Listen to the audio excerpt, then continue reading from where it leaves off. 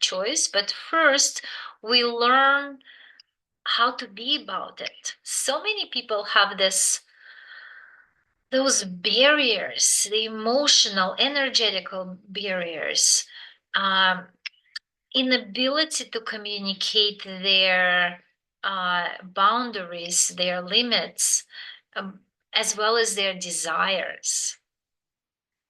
Uh, and that what keeps them from creating a deeper intimacy.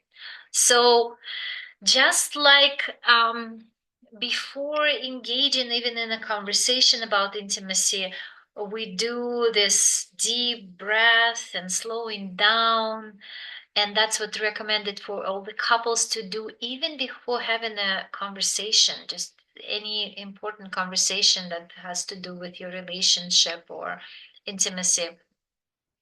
Uh, so that calms down, that activate the vagus nerve in the body. That process of deep breathing activate the vagus nerve in the body, getting us out of this fight and flight response so we can be actually present for ourselves and our partner. But another aspect, so that's one approach and we do that, but another aspect when we are learning about boundaries, where we start is with realizing your personal relationship with a no, with boundaries in general, right? If I ask you, are you a yes person or a no person? What comes up for you? And what am I? I used to be a yes person, right? Even if I don't understand fully, I would say yes just in case. Right? Some people are no, and then they think about it. Right. So the possibility is to develop this power, right? To be empowered in your boundaries and limits.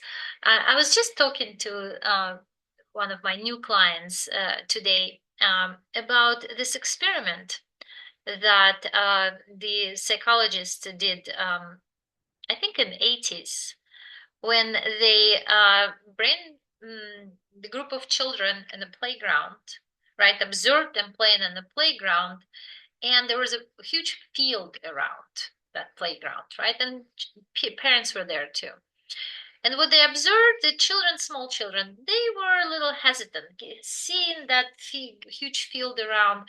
They were playing, but not going too far, right? And parents obviously were monitoring them. But then they put a big fence. So fence, it was a large territory. And in that second experiment with the fence, children almost immediately spread it out. They started playing in a larger space. Having a boundary can be incredibly empowering. It can be liberating. Learning how to feel your boundary, notice your boundary. And I'm talking about, let's imagine specific touch, right? Someone's touching you and you feel kind of uncomfortable, right? So noticing it can be difficult for some people. But communicating is another story, right? You might notice, but you might be hesitant to communicate.